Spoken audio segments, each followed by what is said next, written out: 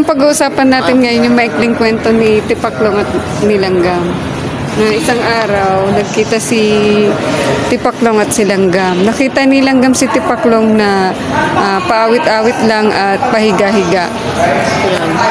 Tapos pinagsabihan nito ni Langgam si Tipaklong na mag-ipon ng pagkain para sa kung sakaling dumating yung tag-ulan, may mahanda siyang pagkain para sa sarili niya. Ikaw na. Kaso, hindi nakinig sa kanya si Tipaklong. Masinuna niya yung magsaya.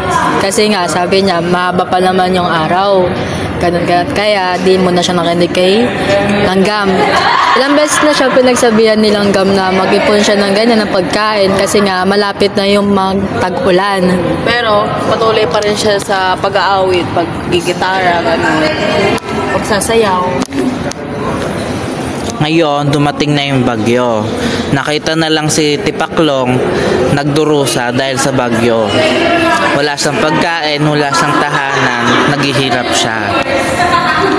Tapos, kumatok siya dun sa bahay ni Langgam para makituloy at manghingi ng pagkain.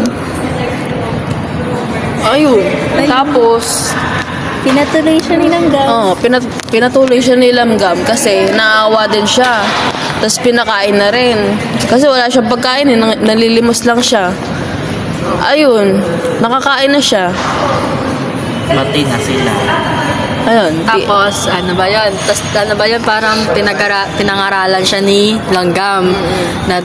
Sa susunod, Nasa susunod na dapat pag alam nila or nakakaramdam na yung magtatag-ulan, mag-ipon na sila ng pagkain. parang pinagsabihan din kasi noong una ni Langgam, kahit hindi pa tag-ulan, lalo sa tag-init pa lang, nag-iipon na siya ng pagkain para may pagkain siya. Pagdating ng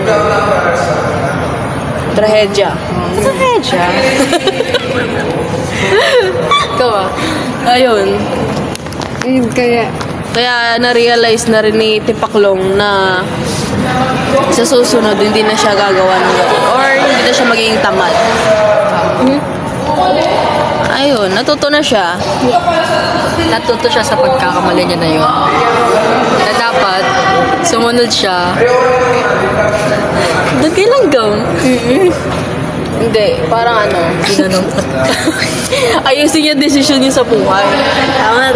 Tama. Hindi yung pabanding-banding lang. Pasarap sa buhay.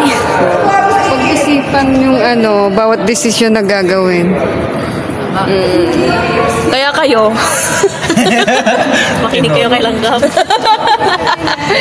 Pwede na yun? Ilang minuto na? Tapos di ba lang 4 minutes 35 seconds. Kaya ikaw, sir.